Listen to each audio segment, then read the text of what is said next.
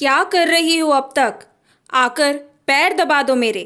पत्नी को आवाज मारते हुए वीरेंद्र सिंह बोले। जी, वो अभी बस अम्मा को दवाई देकर आ रहे हैं।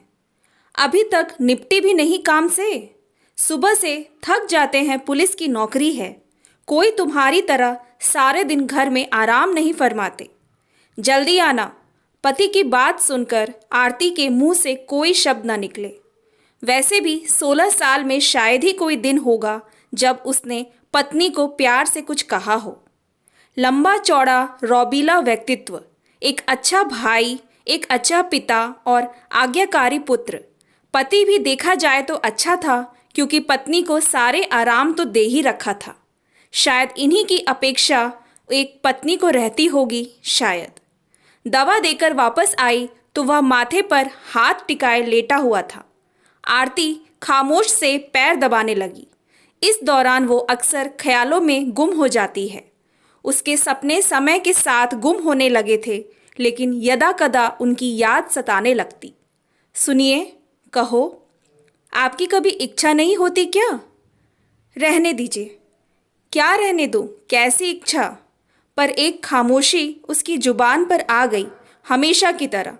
वो पति को टेंशन नहीं देना चाहती थी, क्योंकि नौकरी ऐसी ही थी। बोलोगी अब? वो मैं बोल रही थी, फिर खामोश। इतना समय नहीं है मेरे पास, जो कहना है कहो, और ज़रा हाथ दबा कर चलाओ, पैरों में दर्द है। आवाज़ में नरमी के साथ वीरेंद्र ने मालती को कहा।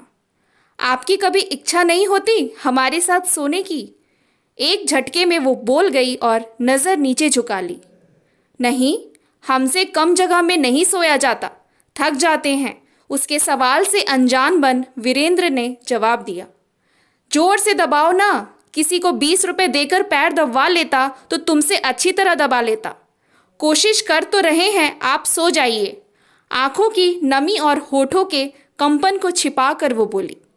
पति पर विश्वास भी बहुत है कि ऐसी बेरुखी की वजह कुछ गलत नहीं हो सकती, लेकिन फिर भी आज 6 महीने हो गए। किसी से कहूँगी तो हास्यास्पद ही होगा, कोई विश्वास न करेगा। क्या फ़ायदा अपनी पीर कहकर। आरती, आरती कहाँ खो गई? कहीं नहीं, बस यूं ही। तुम्हें बहुत परेशान करता हूँ ना मैं? ऐसी कोई बात नहीं है। क्यों कह रहे हैं आप ऐसे?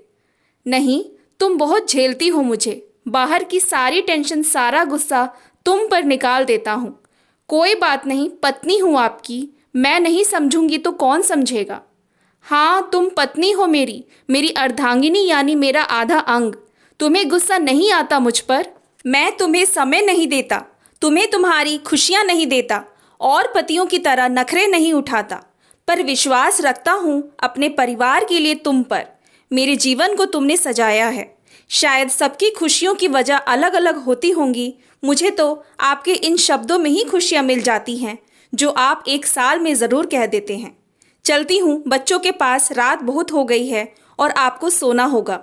हाँ, लाइट बंद कर देना जी। कहकर आरती कमरे से निकल गई। आज भी आंखें नम ही थी, हमेशा की तरह। Thanks for watching. Please like and subscribe my channel.